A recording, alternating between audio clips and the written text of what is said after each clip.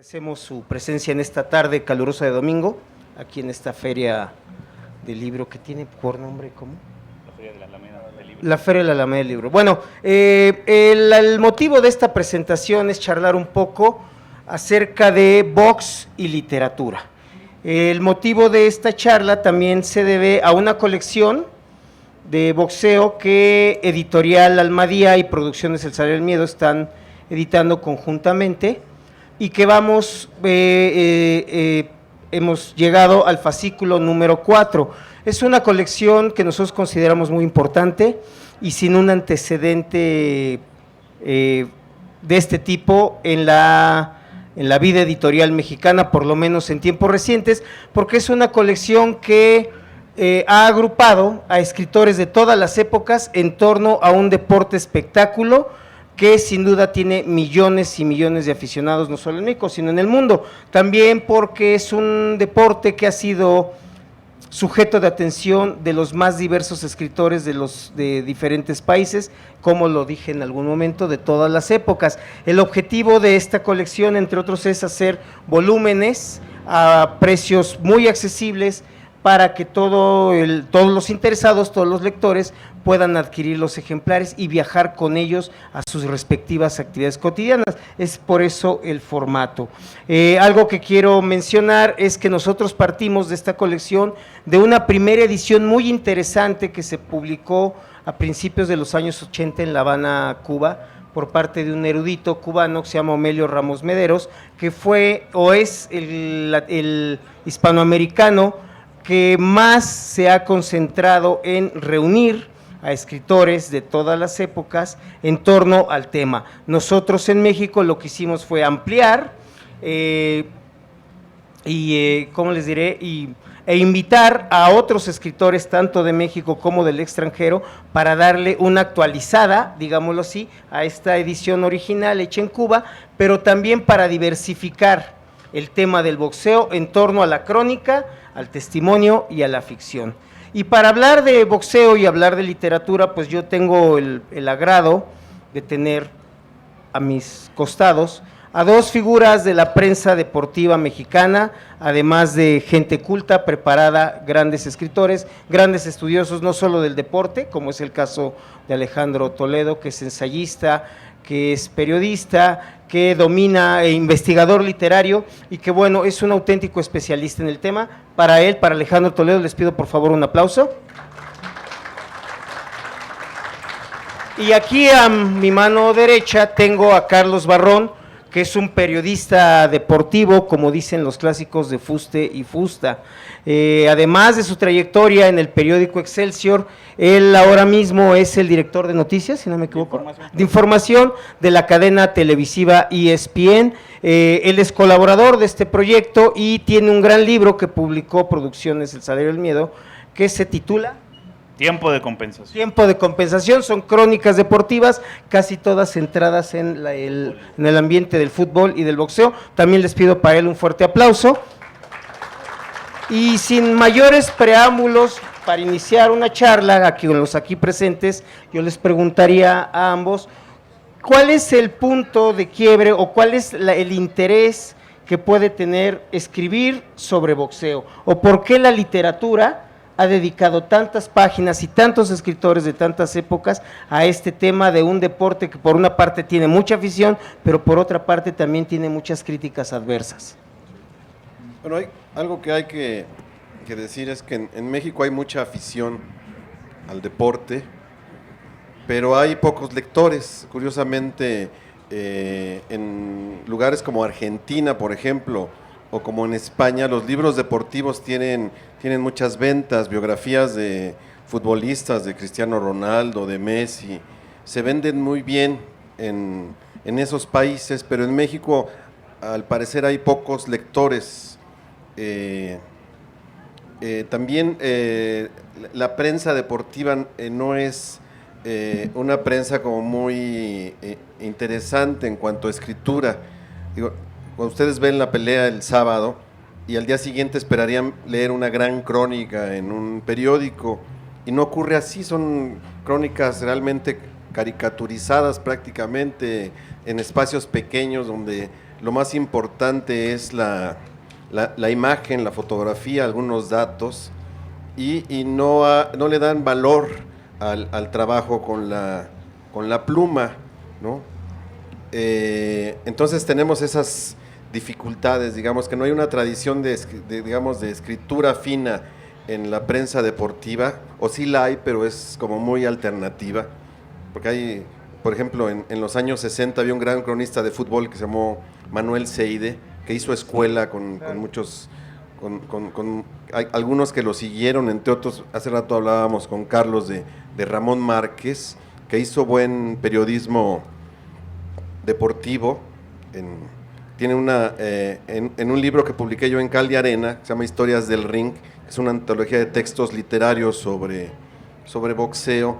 Incluyo ahí su búsqueda y sus conversaciones con Mohamed Ali a comienzos de los años 70, conversaciones de Ramón Márquez, que viajó a Miami, creo, donde estaba entrenando Mohamed Ali, y le hizo una muy buena entrevista, ¿no? Entonces, por ejemplo, con Ramón Márquez crecieron algunos cronistas actuales que se han dedicado más al periodismo político o de nota roja, como Alejandro Almazán, que estuvo un tiempo en la sección deportiva del Universal, o como Héctor de Mauleón, que también inició en cierta manera en esas páginas, ¿no? Entonces, habiendo una gran tradición literaria, digamos, escritores interesados en el mundo del boxeo, desde Jack London, por ejemplo, o Ernest Hemingway, o Julio Cortázar, digamos que una de las dificultades acá de convertirse en cronista literario de boxeo, en practicar el boxeo literario, es que los lectores no van a correr a buscar los libros, sino que al parecer a la gente que le gusta el boxeo y el fútbol no le gusta leer, o no necesariamente le gusta leer sobre esos deportes. Entonces digamos que es un trabajo que se está haciendo poco a poco, es una educación paulatina, y yo pienso que parte de ese problema viene de las secciones deportivas, en donde no se aprecia la buena escritura. Entonces, como no hay una educación ahí en la lectura diaria, en los periódicos, entonces eso ocasiona que cuando se va a los libros, el camino sea difícil, ¿no? Les decía, yo tengo, por ejemplo, 3 libros sobre boxeo que han tenido realmente un camino regular, como cualquier libro literario. Uno esperaría que ahí el público fuera muy amplio, porque son millones los que ven un evento deportivo, una pelea, y no es así. Incluso se vuelve como un asunto como elitista, el que disfruta un cuento de Hemingway de boxeo,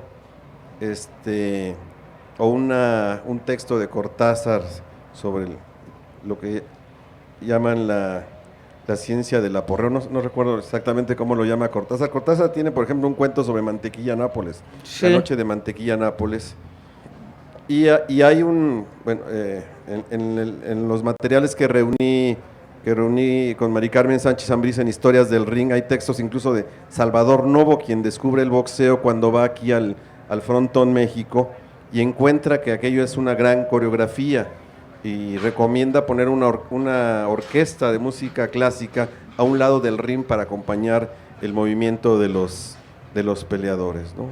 Entonces yo creo que ese es, a mí, yo cuando entré accidentalmente a la crónica deportiva, al principio leí mucho a los que escribían de fútbol, Valdano, por ejemplo, Galeano, Villoro, y ellos me ayudaron a encontrar como un ritmo y una forma de mirar el fútbol. En cuanto al boxeo, también fui a los libros. En esa época no había muchas colecciones, digamos, habría que reunirlas, y fui armando poco a poco una colección de libros sobre boxeo y de películas hay unas que realmente son extraordinarias, películas de boxeo como El Toro Salvaje de Scorsese, etcétera. Y sobre todo conversé con los peleadores y con los entrenadores, con los managers. Iba, por ejemplo, al gimnasio Romanza a hablar con don Nacho Beristain, y le caía yo bien porque no solo iba, la mayoría de los periodistas que le pedían un rato de conversación, lo que querían realmente era que les prestara dinero, porque venía el 15 años de la hija o porque querían comprarse un coche. Era una especie de extorsión de los reporteros, ¿no?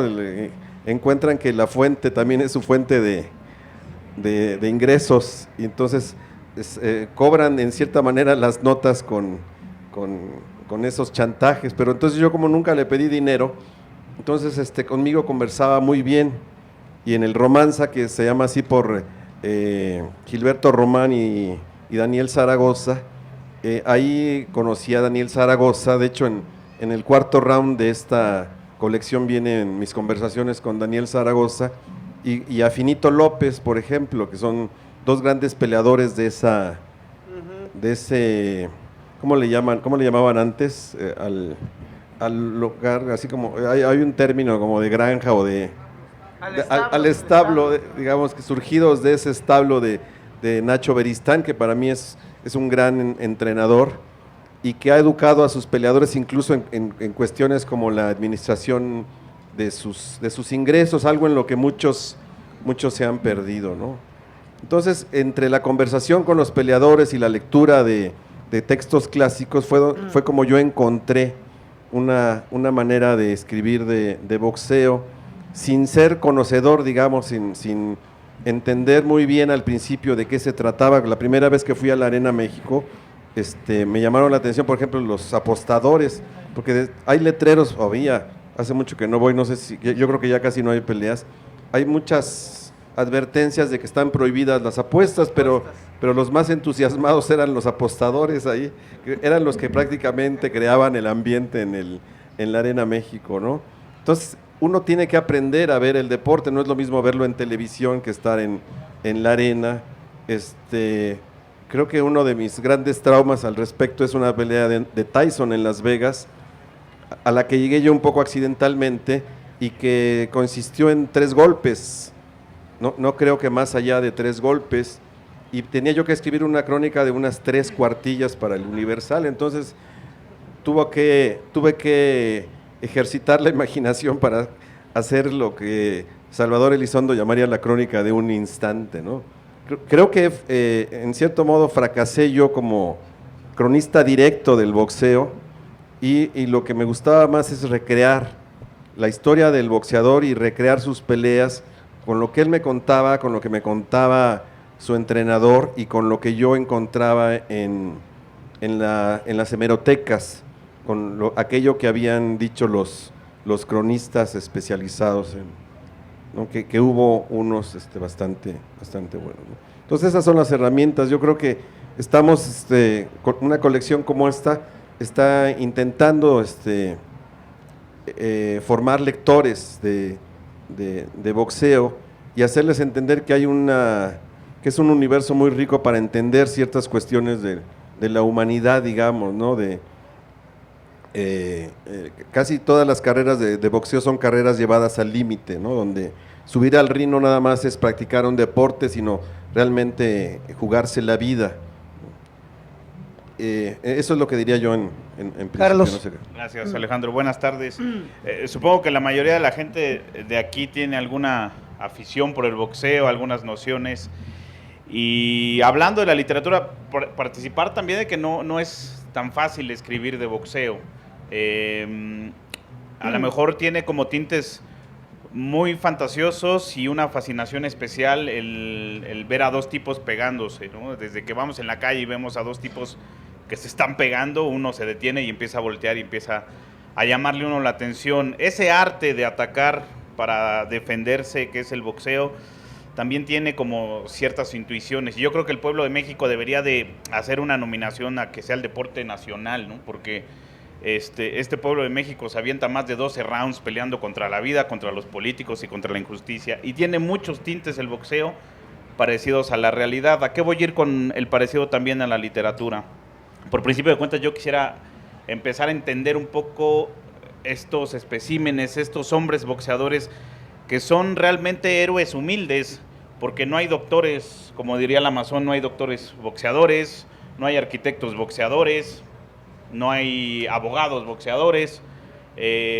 Los boxeadores vienen de extractos muy humildes, vienen de abajo, vienen de los barrios, vienen de pelear, vienen de ganarse la vida a golpes, que es quizá lo más triste, como diría Carlos Zárate, el ganarse el pan a trompadas. Y estos hombres genuinos, estos héroes que son tan humildes, pues tienen una casta y son peleadores desde las uñas, desde la punta de las uñas hasta la última hebra de cabello que tienen. Son una estirpe especial, son hombres valientes, son hombres diferentes, son hombres que hay que entender por qué se suben a golpearse al ring. Yo le preguntaba a varios boxeadores, ¿por qué te vuelves a subir? ¿Por qué si ya te pegaron una vez, si ya te tiraron una vez, por qué te vuelves a subir? No había una explicación científica para eso.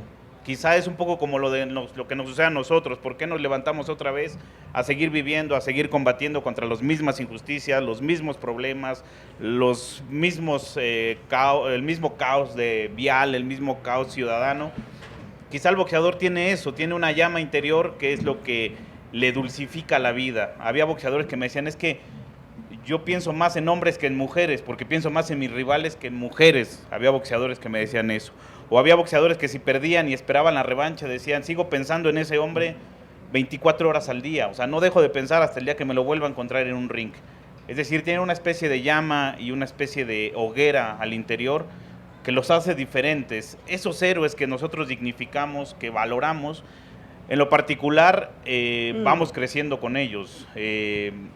Yo creo que uno cuando empieza a ver el box no entiende exactamente por qué hay dos hombres peleándose arriba de un cuadrilátero con guantes. En mi caso, la anécdota que tengo es que mi abuela me decía que el boxeo era malo, porque mi abuelo era el único que tenía servicio de cable o antena parabólica, no sé, y entonces regenteaba toda la colonia y cobraba por entrar a ver las peleas de Julio César Chávez contra el Macho Camacho, por ejemplo, ¿no? Las peleas de Chávez. Y mi abuela era la que lavaba los trastes, entonces se enojaba porque pues, todos los vecinos dejaban el tiradero y mi abuelo era el que cobraba y mi abuela era el que lavaba los trastes. Entonces me decía, hijo, es que el boxeo es malo, porque además de que se pegan, pues nada más sirve para atraer a la gente mala, ¿no? Y es un poco ahí pasa como los apostadores y todo este entorno que gira alrededor del boxeo. Ese es el de apostadores, el de ampones, el de managers que son ilícitos, el de mujeres que solamente van a sacar el dinero, el de hombres que sacan dinero. Entonces en todo esto que es el boxeo, el mismo boxeador está muy indefenso. Y escribir de todo eso, hacer las historias de todo eso, es complicado también. Entonces atraer al público para que lea del boxeo, pues es algo complicado. Yo empecé leyendo a Guy Tallis, que era un escritor y periodista estadounidense que escribía mucho de boxeo. Yo empecé leyendo algo de él, del doctor Walter Jacobs. El doctor Walter Jacobs era especialista en protectores bucales. Entonces él no iba a las arenas de box a ver a un determinado peleador. Él no iba a ver si ganaba a alguien, él iba a ver cómo funcionaban sus protectores bucales que hacía en específico para cada boxeador y cobraba mucho. Hubo un texto en el New York Times que se llamaba Un doctor que gana pasta, que gana dinero con el boxeo. Ahí dentro de esas memorias nombra a Panamá Al Brown, que no tenía los dientes en las encías superiores. Entonces era el hombre que más le costaba hacerle un protector bucal. Y él se espantaba mucho cuando el boxeador era lastimado porque pensaba que su protector bucal no servía y entonces ya no lo iban a recomendar después. Todas estas historias tiene el boxeo. Y de ahí nos remitimos a que de los datos duros, de los datos reales, fehacientes que hace un periodista del boxeo, porque existen, porque pasan, brincamos a lo fascinante de la ficción, que es la literatura. Ahí, en esta serie de A Puño Limpio, tuvo el maestro Servino a buen tino meter a Arthur Conan Doyle, que es el creador de Sherlock Holmes, y no todo es Sherlock Holmes. Hace poco mi mujer me regalaba un libro de Arthur Conan Doyle y vienen muchas historias fascinantes. Y hay una en particular que es de boxeo, que se llama El matón de Brocas Court, que palabras más, palabras menos, era un fantasma que en la Segunda Guerra Mundial había un sargento que necesitaba peleadores y lo mandan a buscar a Londres a alguien que se pudiera enfrentar a él, ¿no? 130 libras de puro músculo y de puro hueso, necesitaban peleadores. Y en los suburbios de Londres se encuentran a un boxeador, Al Stevenson, según relata Arthur Conan Doyle, porque el boxeo en esos tiempos de la Segunda Guerra Mundial pues no tenía funciones y no tenía porvenir, los boxeadores realmente eran desempleados. Y total que en la carretera, cuando va camino a Londres para buscar al sargento, se encuentra a un espectro, a un fantasma, Tommy Harpin, y ahí es cuando empieza a pelear sin saberlo contra un fantasma que era un boxeador de Barrios Bajos, que además de todo, para no echarles a perder el cuento, había golpeado a un perro y el perro tiene mucho que ver. Si pueden encontrar este cuento, este relato, lo encontrarán en A Puño Limpio. Les recomiendo también eso para que empiecen a meter la literatura en los niños. Esta serie de A Puño Limpio tiene, esta colección tiene ese virtuosismo que acelera el trabajo para los niños, para los jóvenes y para los que ya lo leyeron, lo relean una vez más, de los grandes escritores que han hecho del boxeo un arte de la literatura. En mis 20 años que tengo experiencia deportiva, he hablado con muchos futbolistas y me he dado con golpes en la pared de que muchos futbolistas hablan peor que los boxeadores. Porque el boxeador vive en soledad, como diría Carlos Monzón, cuando te sacan del banquito del boxeo, estás solo contra el mundo. Y el boxeador sabe que su único refugio a veces son los libros. Y el boxeador aprende a hablar, no en todos los casos, porque el Púas Olivares no ha aprendido a hablar, pero no hay problema. Él deshabla y además golpea y además ganaba y además era un artista. Jamás había un artista como el Púas Olivares. Pero Garibay lo describe muy bien y lo convierte en un gran personaje, ¿no? Garibay. Ricardo En Garibay, las glorias sí, en del las Gran glorias Púas, Púas. entonces...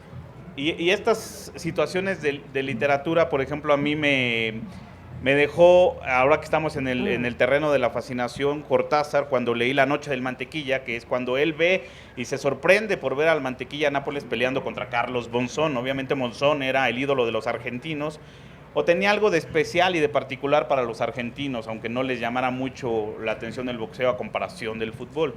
Y esa Noche del Mantequilla pues hace un relato detectivesco más allá de lo que es la narración de la propia pelea. En ese sentido creo que los escritores prefieren más los golpes que los goles, porque el fútbol tiene un problema particular con la literatura y es que los escritores no les gusta tanto escribir o exhibirse tanto cuando hablan de fútbol, ¿no? Hay una nueva ola, a lo mejor sí, con Villoro, con Valdano, con Eduardo Sacheri, pero la verdad es que los escritores anteriormente no les gustaba mucho hablar y decir que el fútbol les gustaba abiertamente. Y sin embargo en el boxeo sí. En el boxeo siempre hubo una intensidad diferente de los escritores por escribir todos estos vericuetos de dos hombres que se están golpeando, de dos hombres que se anteponen al miedo y se suben a trenzarse a golpes para subsistir y para sobrevivir y sobre todo para ser alguien en la vida.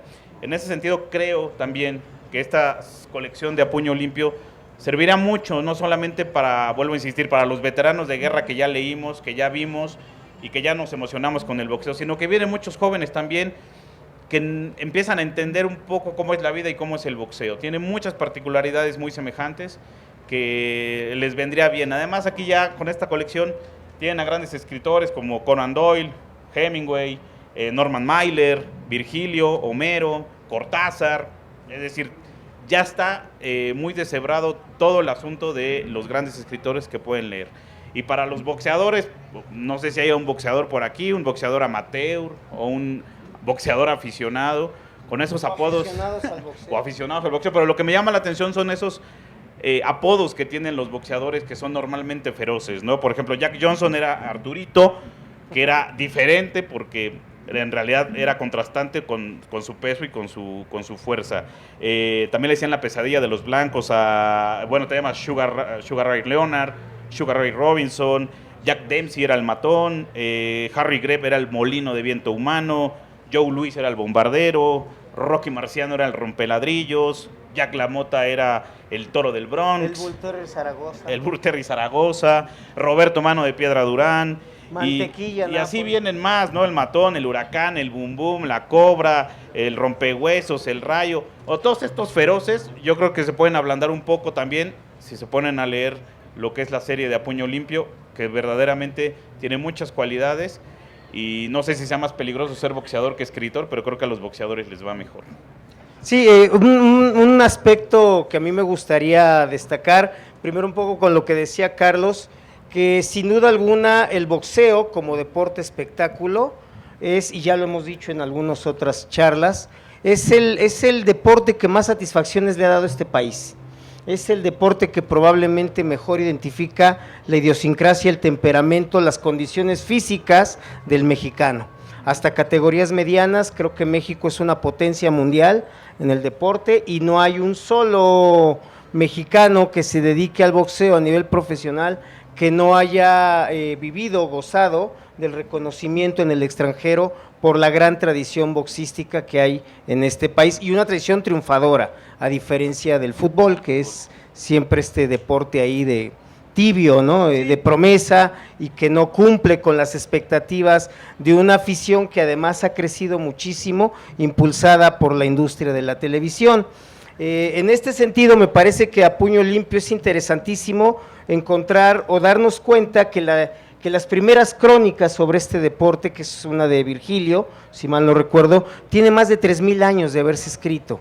Es decir, hay un testimonio de escritura, un testimonio escrito de un deporte que para bien o para mal ha venido acompañando la experiencia humana y que siempre ha habido cronistas, escritores, artistas que se han preocupado o que se han interesado por tratar de plasmar esta experiencia deportiva brutal, que lo es, pero también profundamente humana, a través, en este sentido, de la mejor literatura.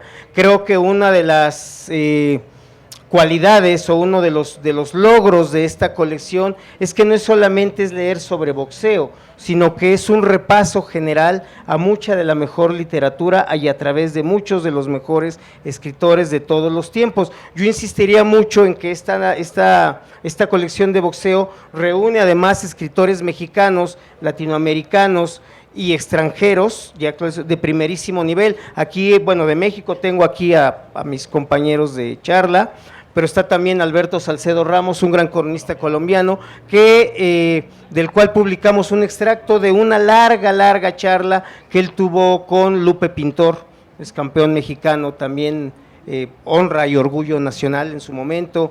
Tenemos un extracto también del libro que mencionabas de Ricardo Garibay, de Las Glorias del Púas, donde también describe y retrata a este personaje en su justa dimensión. En fin, creo que la colección vale mucho la pena, no solo por su acercamiento a profundidad a un deporte espectáculo de arraigo popular, sino también por la gran calidad literaria accesible a cualquier tipo de lector, no precisamente el especializado. Y en este sentido yo les quisiera hacer una pregunta también a ambos: ¿cuál sería una pelea que a ti te hubiera gustado narrar?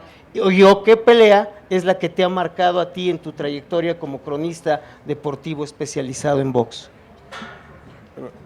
Yo nací en 63, por lo que en los años 70, cuando regresa Mohamed Ali al boxeo, nos toca ver en casa sus grandes peleas, cuando por fin lo perdonan, digamos, y vienen los grandes enfrentamientos. Yo recuerdo que en la casa era como un día de fiesta que se preparaban. Mi padre está aquí, quizá él recuerde más eso, pero se preparaban tortas y todo para estar alrededor de la televisión y poder ver las peleas de Mohamed Ali. Esas son las que yo más recuerdo, por eso traigo mi playera de Ali, de dos que tengo, porque es la figura, digamos, que me marca. Yo entendí, digamos, el boxeo a través de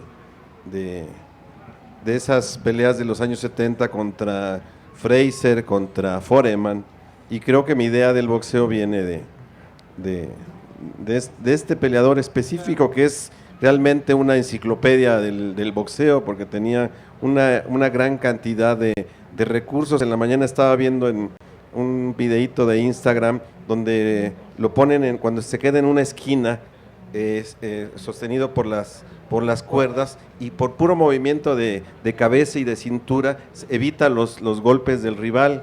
Y pasaban ahí junto un video de un peleador reciente que imita, digamos, cita, como diríamos en literatura, cita ese momento y lo reproduce en una pelea reciente, que es muy difícil, ¿no?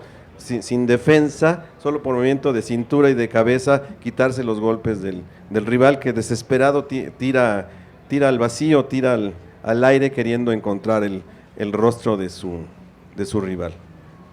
No sé, a mí cada quien crece como con un boxeador en particular, pero a mí me llamaba más la atención los viejos. A mí me hubiera gustado mucho hacer una crónica o poder haber visto en su momento a Rocky Marciano. Y hay dos momentos quizá que a mí me marcaron mucho en el boxeo, a lo mejor para mal, porque entendí mucho cómo tenía esta otra parte el boxeo, ¿no? En donde casi siempre las cámaras se van con el que levanta la mano, el campeonato, la chava rubia se pone atrás de él. Pero fue cuando Lupe Pintor mata a Johnny Owen.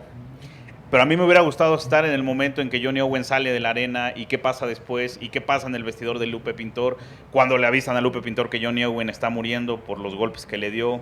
Eso quizá no tanto la pelea, sino la contraparte que viene del boxeo. Y yo crecí pues con Julio César Chávez. Realmente yo soy un chavista, aunque se oiga feo. Muchas gracias. Chavista no venezolano.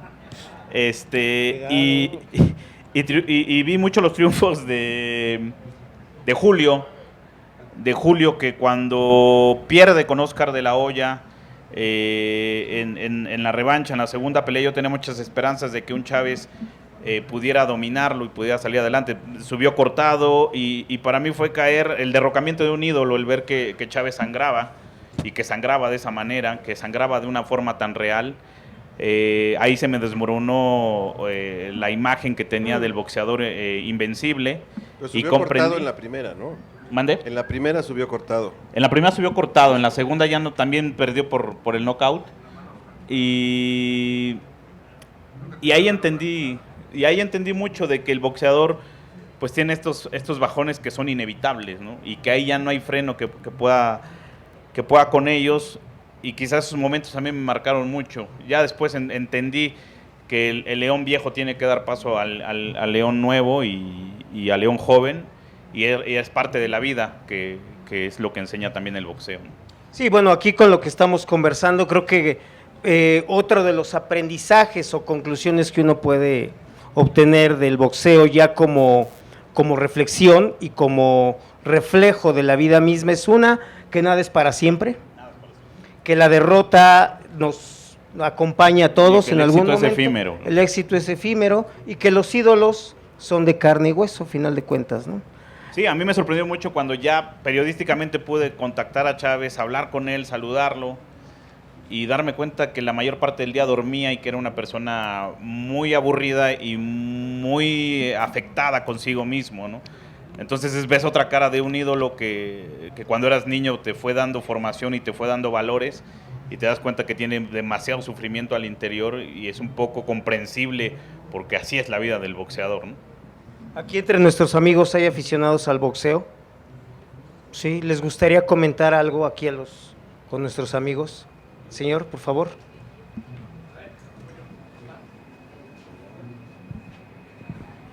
Pero este no es. Sí, claro, mejor. ¿Sí alcanzas? Sí, ¿verdad?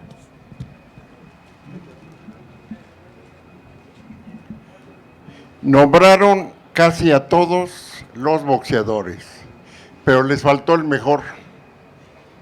Cassius Clay, invicto casi. Él logra derrotar y noquear al tío Sam. Cuando le dice a su gobierno, me rehúso a cruzar a ir al otro lado del mundo a matar gente que no conozco. Me lo prohíbe mi religión. Y solo por eso se cambió de nombre. Les faltó eso. Si yo hubiera me hubiera subido a un ring, me hubiera noqueado a los 10 segundos. Soy malo para eso, pero la mejor enseñanza para el boxeo, practiquen como si fueran a pelear, pero no se suban al ring, no peleen. Sí, los futbolistas jueguen el fútbol, pero no se aplatanen a verlo atrás de la televisión con unas chelas porque solamente van a hacer una barriga de VO2. Un ejemplo ya último, lo que me ha servido no subirme al ring. Díganme un número. 7. 107 por 93, ¿cuánto es? 9,991. Así los dejo y así empecé dándole a los maestros que estaban en el plantón a 20 puntos para subir el coeficiente intelectual del mexicano. Gracias.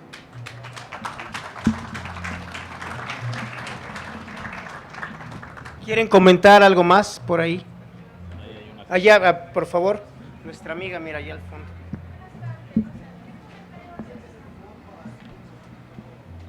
Acérquese un poquito, por favor. Buenas tardes. Bueno, yo era aficionada por mi papá, porque veía al Alacrán Sánchez, al Alacrán no sé qué, y a Mohamed Ali. ¿Qué comentario les merece Salvador Sánchez, que la verdad tuvo un final trágico y no lo mencionaron? Y al extremo, ¿qué comentario les merece Jorge Caguachi? Ya, ahí tiene su respuesta sobre Caguachi. Por favor. Sí. Bueno, Salvador Sánchez murió hace... Pero menciona que tú tienes... Murió a los 23 años, murió hace 36 años, murió muy joven por estos días en un accidente en su Porsche blanco. Yo busqué a Cristóbal Rosas en uno de esos aniversarios de la muerte de Salvador Sánchez. Busqué al que era su entrenador en ese momento, que es Cristóbal Rosas. Recuerdo haber ido alguna vez a Santiago Tianguistenco, que es de donde es a un homenaje. Busqué también a su familia, quería saber cómo estaban. Encontré a la mamá, que encargada de un negocio de comida para empresas, una fonda que a la vez distribuía comida en la región, y al papá tenía problemas de oído y algo me contaron de lo que fue todos estos personajes, Cristóbal Rosas, la mamá de Salvador Sánchez, el papá, me contaron un poco lo que había sido la carrera, la sorpresa, digamos, de verlo ganar, de que los llevara a Estados Unidos, a Las Vegas, algo que no habían pensado que iba a ocurrir, la magia de sus peleas. Nacho Beristain dice que era un maraquero, porque movía demasiado los brazos, pero tenía realmente una gran técnica, y se ha especulado sobre si hubiera continuado la carrera de Salvador Sánchez, en algún momento se hubiera enfrentado, por ejemplo, con Julio César Chávez, y se hubiera dado un gran enfrentamiento, ¿no? Gracias a Cristóbal Rosas hice para un reportaje, una especie de recreación de lo que fueron sus últimas horas, de cómo estaban comenzando el entrenamiento a un mes de la siguiente pelea, no recuerdo contra quién exactamente iba, y cómo se escapa él a Querétaro. Estaban en un rancho ahí cercano a Querétaro, se escapa con el pretexto de ir a comprar unas bocinas, pero iba a alguna reunión, algo así, y en la madrugada... Sí le llamaba las cubas, ¿no? Bocinas. Voy por unas bocinas. No sé qué fue exactamente, porque algunos dicen que fue una reunión y otros que quizá era alguna novia que tenía por ahí en Querétaro, y quizá fue más eso que la supuesta fiesta. Y en la madrugada dicen, tengo que ir a entrenar a las 2, 3 de la mañana, toma su Porsche blanco y sufre un terrible accidente, ¿no? La forma en que Cristóbal Rosas contaba cómo se entera de la noticia, cómo va a la Cruz Roja y tiene que identificar el cuerpo, era estremecedora para mí, cuando lo visité en su casa, y mientras conversábamos de esto, él me iba poniendo videos y me iba mostrando lo que fue la gran carrera de Salvador Sánchez, ¿no? Lastimosamente fue una carrera que se perdió muy pronto, pero sin duda teníamos ahí a un gran peleador que estaba por librar quizás sus mejores peleas en el cuadrilátero y que muere de esta duda. Decía Cristóbal Rosas que lo que le preocupa siempre de un peleador es cuando se compra su primer coche, porque con el primer coche aparecen amigos insospechados y aparecen las mujeres, entonces se crea un cóctel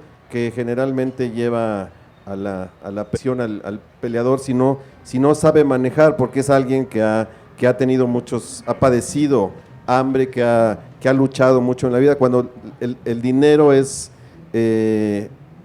digamos que tiene más dinero de lo que ha tenido en toda su vida, pues es casi, el siguiente paso es normal que enloquezca un poco con todo eso y que esas malas amistades lo lleven a perderse en su carrera y a perder también todo por lo que ha estado luchando, ¿no? Y eso fue un poco lo que le pasa a Salvador Sánchez con esta decisión absurda, digamos, de escaparse del entrenamiento y una travesura que fue mortal.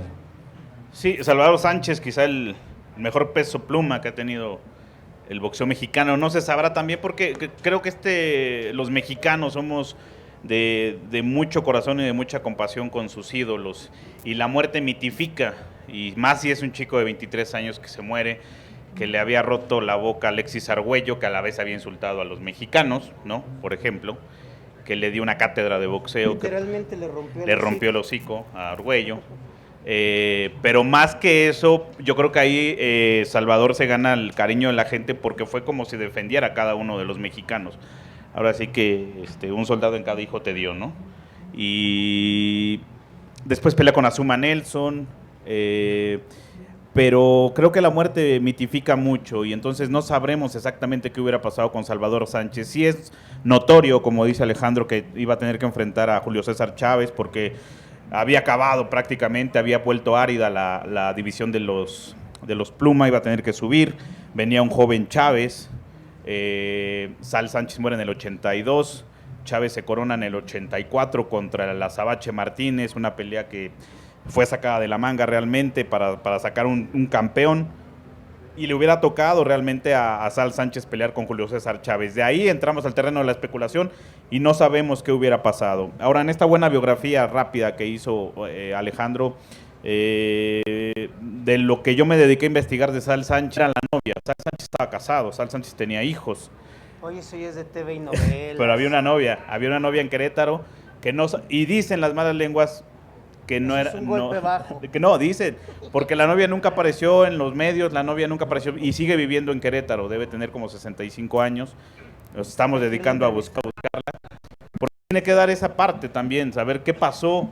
¿Por qué la insistencia de Sal Sánchez de ir a verla en un horario incómodo y en un Porsche blanco, ¿no? Pero bueno, no se va a ensuciar para nada la memoria ni el nombre de Sal Sánchez, que es grandísimo, pero se va a exaltar mucho y es un misterio que ensombrece mucho esta situación de Sal Sánchez que termina yendo con ese amor a la velocidad que tenía también y con las precauciones que le pidieron que tuviera y que no las tuvo. Por ahí también dicen que había problemas porque el manager se quedó con todo el dinero. Es decir, hablando con los hijos de Sal Sánchez, se empiezan a hacer muchas lagunas en torno a la gran estela del campeón de los Plumas mexicano. Y de Kawashi no lo conozco.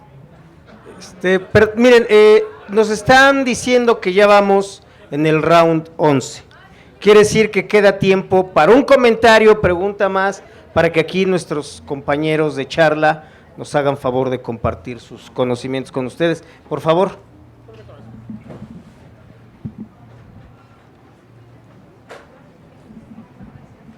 Sí, gracias, buenas tardes a todos.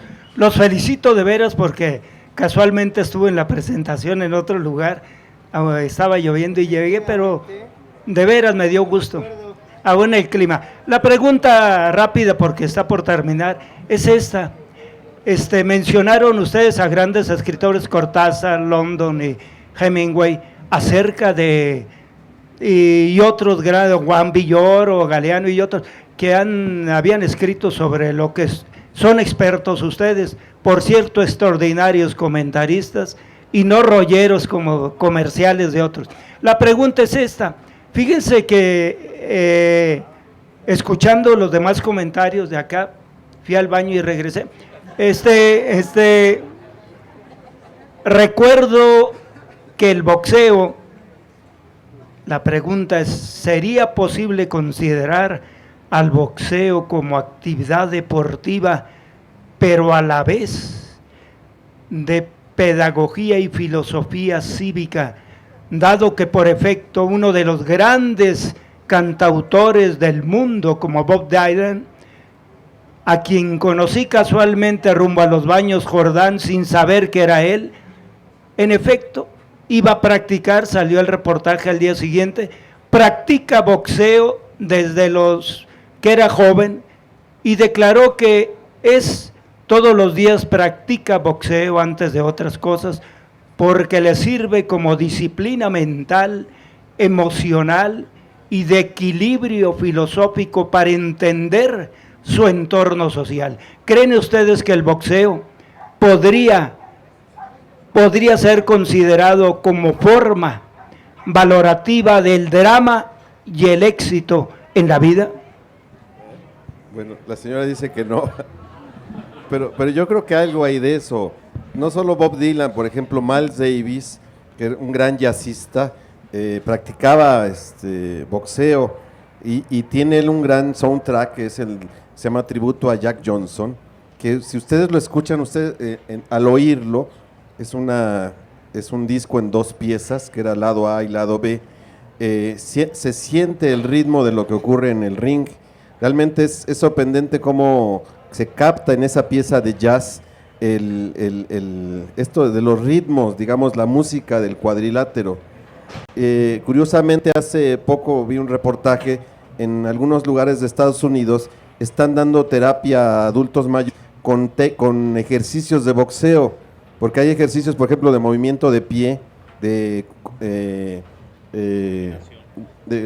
combinaciones, que sirven mucho y que además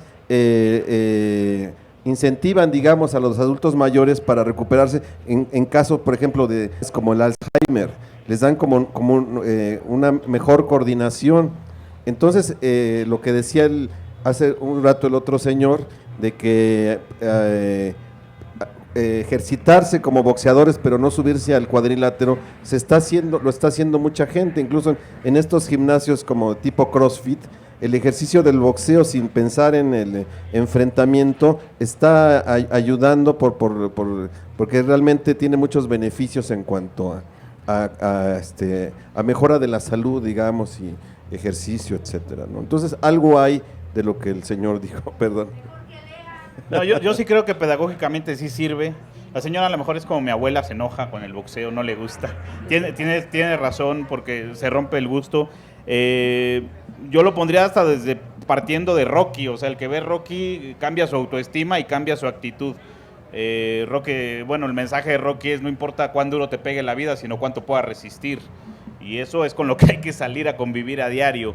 Pero además, más allá de eso, de lo que pueda dejar un legado de una película hollywoodense que tiene mucha estructura, hay situaciones básicas. Yo iba a un gimnasio de La Lagunilla y yo le cambiaría el nombre de gimnasio de box por curandería, porque hay gente que de verdad, hay chavos que están en problemas con la droga, que están en problemas con inhalar estupefacientes, y el boxeo los rescata un poquito, porque no tienen una ayuda, no tienen una orientación, y a veces los managers, los que enseñan box, son los que tienen que lidiar con eso. O sea, para mí son curanderías, es expeler todo lo malo, es trabajar esas situaciones, y el boxeador, si pasamos al título pedagógico, se disciplina a diario. En el boxeo no hay tiempo para bajar la guardia, en el boxeo no hay tiempo para descansar, son 10 segundos entre round y round. Es un minuto, entre round y round. O sea, es imposible que te repongas en un minuto y seguir a pelear durante más de 30 minutos. Entonces, yo creo que esa disciplina marcial que es boxear, entrenar a diario, tiene muchos frutos que le falta a mucha gente en sociedad, ¿no? Creo que ya está. Bueno, pues nosotros queremos terminar esta charla con ustedes. Perdón, es que no hay tiempo. Rubén Olivares. Bueno, los invitamos a que se acerquen a esta maravillosa colección de boxeo que está aquí a un precio muy accesible. y que creo que representa una oportunidad muy única de ir armando una pequeña biblioteca en torno a la mejor literatura, en torno al deporte más popular y victorioso de este país. Muchas gracias a todos. Buenas tardes. Pues seguimos, no se muevan. Aquí están los libros más baratos que como están normalmente, están en 50 pesos.